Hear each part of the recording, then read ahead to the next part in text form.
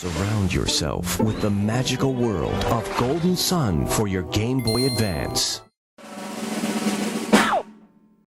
I'm happy to say that since announcing the first game back in February of last year, Golden Sun and its sequel, The Lost Age, are finally available to play on Nintendo Switch Online.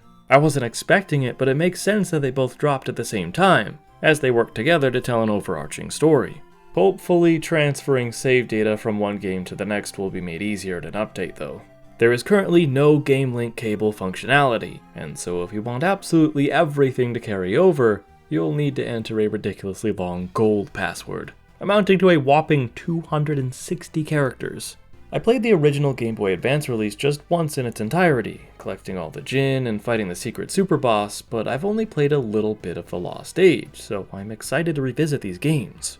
One of the reasons Golden Sun stands out to me is because it's got a very charming, expressive visual style, where NPC sprites, for example, squash and stretch when they're speaking. But it becomes truly remarkable looking during battles, where giant pixely pre-rendered bosses and summons take up the screen with some impressive effects that work to push the hardware to its limit. I also kind of have an odd history with this series, which is the reason I even wanted to make this video in the first place. You see, ever since elementary school, I've pretty much always had a copy of this game available to play, but I've never actually owned it. In 5th grade, I had a pair of best friends that I'd always play video games with. We all loved The Legend of Zelda and mostly bonded over that series, but one of them was especially enamored with Golden Sun. He'd come in with a strategy guide and tell me all about the plot. That's pretty normal though, right? Well, this next part may sound unusual, but he also may or may not have been convinced that we were incarnations of the characters in real life. I'm giving him the benefit of the doubt. I don't think he actually believed that, but I'm not ruling it out as a possibility. We were 10 years old. Nevertheless, we humored the idea. He quote-unquote tested me to see if I was one of the main characters, Ivan, by having me try to read the teacher's mind, and I did guess what she was thinking, but it was obvious. Back then I was obsessed with the color green for some reason and had a phase where I'd have to point out whenever I spotted the color, and our teacher happened to be eating a salad at the time, so I said something like, "She probably doesn't want me to notice the green lettuce," and she of course shook her head yes at the annoying child that was me.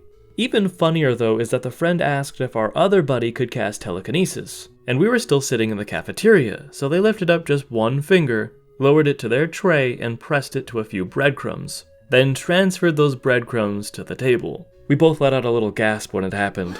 I think they even said we were dumb, but I wanted to keep playing along. That progressed into recess, where we basically acted out the entire game. And I'm not sure how common this is because I don't think I've mentioned it on the channel before, but did anyone else reenact video game cutscenes like a stage play as a kid, or was I just weird? My friends and I used to do this all the time with games like Golden Sun and even Sonic Adventure, if you can imagine that.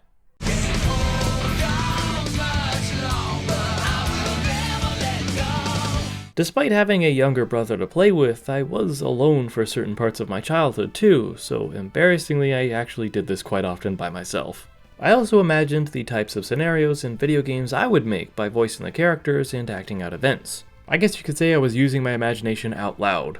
I didn't want to be caught seemingly talking to myself, so normally I'd be good about making sure no one was around, but once I was outside in an area close to where I lived and I heard laughter coming from just beyond some nearby bushes. I knew they were probably listening in on me, so my face flushed red and I hurried back to the house. I'm just glad nothing came from it. That would have been premium fuel for the bullies.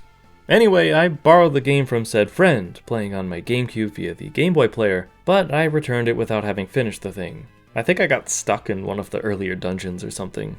Then some time passed and middle school rolled around, where a different friend, I guess acquaintance would be a better word, who wasn't all that into video games, started talking about how much he liked this one. I told him I never got very far in it, and naturally he asked if I wanted to borrow his copy. I said yes, and I remember the cartridge looking funny because the label was completely torn off, but instead of getting rid of the sticky residue and writing the name of the game on it with a permanent marker or something, he had just slapped a piece of unlabeled duct tape on there. It wasn't exactly smooth either, it looked as if the tape had been picked at. The surface was raised very slightly and there were a couple of small scratches. The ends might have even been a bit frayed, but it played just fine in my Game Boy. I mean, besides the slight resistance when I shoved that thing in the system slot. This isn't the start of some creepypasta, and it wasn't a bootleg cart. I can't remember his reasoning, but I think the original label had already been peeling, so the whole thing had to go.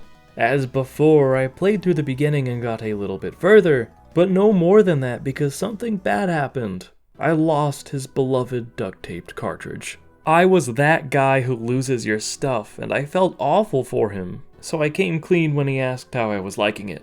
I offered to buy another copy for him, and he took me up on that, but asked if I could buy the sequel instead.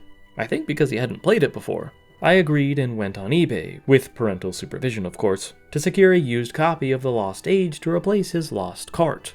He seemed pleased when it arrived, but just to be sure, and my memory's fuzzy, but I remember actually writing up like a joke physical contract to have him sign, stating that by accepting this peace offering, he'd forgive me for having misplaced his favorite game. We've established this already, but I was an odd child. Time passed, and eventually, I miraculously found the original, so I returned it.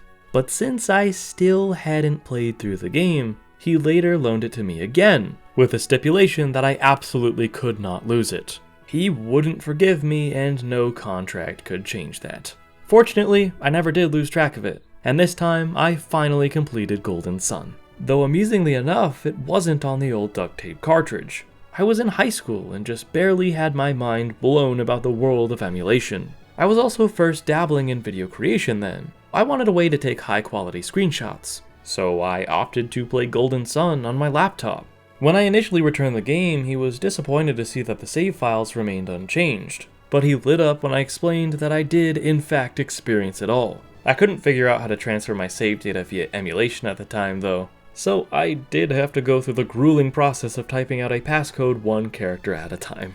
Once it was all ready, I played The Lost Age for maybe the first couple of hours, but for one reason or another I stopped and never went back. Until now.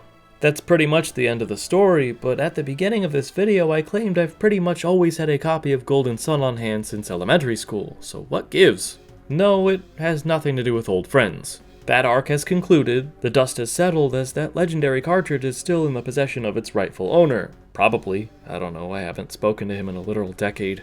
This copy I've been holding on to for years and still have to this day belongs to my uncle. When I first moved to Arizona, I was browsing his old game collection and pointed out how much I enjoyed Golden Sun. So he, not knowing my shameful history of borrowing Golden Sun cartridges, let me take it home.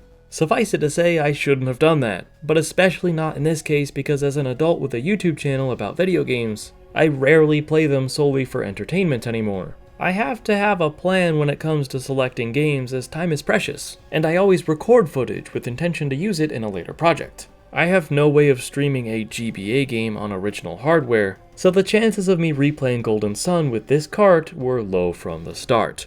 Modern consoles, however, are very easy to capture footage from. So you can rest assured knowing I will finally be taking the opportunity to finish this classic Game Boy Advance duology via Nintendo Switch Online. The cherry on top of this cosmically silly sundae though is that in a sense, by playing the NSO version of the games, I will be borrowing them from a digital library. Even though the games are available for me to play since I pay for the expansion pack every year, I still don't own Golden Sun. I simply have access to it on Nintendo's server. Will I ever own my own copy, or is this a strange curse I've placed upon myself? Only time will tell, but the true moral of this story is to never let me borrow anything, especially Golden Sun. Thank you, and good night.